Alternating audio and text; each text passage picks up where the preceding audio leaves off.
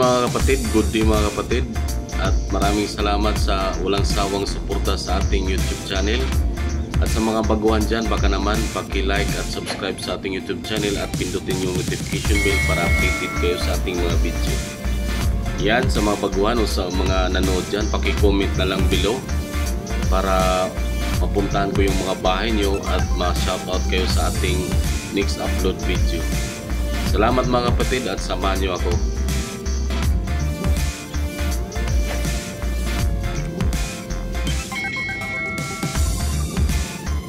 Yan mga kapatid, welcome back sa ating YouTube channel at i-update natin yung sisligs. Kung nakikita nyo yung mga nakapula, yan yung nakabang para maglagay ng mga girders sa bahaging yan.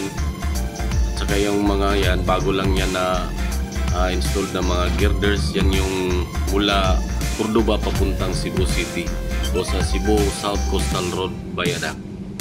Yan kung nakikita nyo sa ating kaliwa, 4 lanes po yan, tig dalawa. At saka nakita natin yung pylon 1 natin sa kaliwa at doon naman sa kabila yung pylon 2. Yan. Yung mga daan na yan sa kaliwa, 4 lanes yan, 2 lanes yung papuntang Cordoba, 2 lanes yung papunta ng Cebu.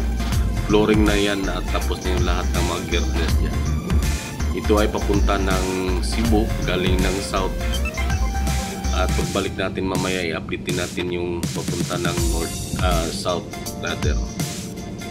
Yan, papasok tayo doon sa may tunnel.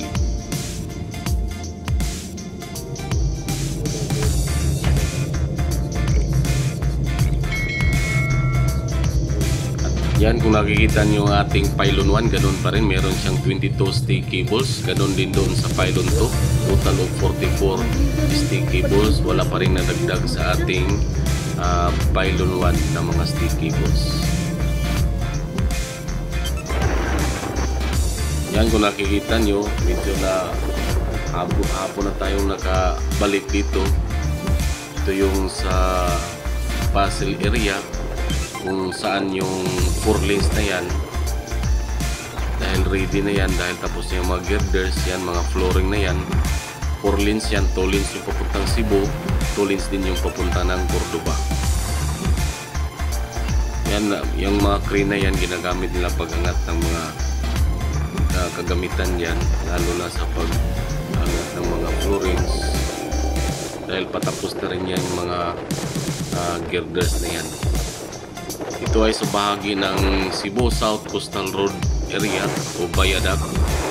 Dito yung intersection point natin kung saan magtagpo yung papunta ng Cebu at papunta ng Cordoba.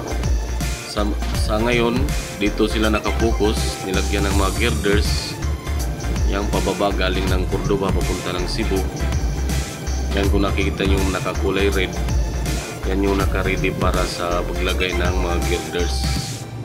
Hanggang dyan, at saka meron pa doon sa kabila o sa sunod yan. So yan lang muna ang ating update mga kapatid sa ating sisligs, at sana'y nagustuhan nyo, paki-comment na lang below para mapuntahan ko yung mga bahay nyo at ma-shoutout sa ating next upload video. So maraming salamat mga kapatid, God bless at ingat tayo palagi. Bye bye. Yan, sa mga baguhan dyan, paki-like at share sa ating YouTube channel, at baka naman pwede na rin paki-subscribe at paki-pindot yung notification bell para updated kayo sa ating mga video. Yan, shoutout tayo sa mga nag-comment sa nakaraan nating mga video, mga solid supporters mga kapatid.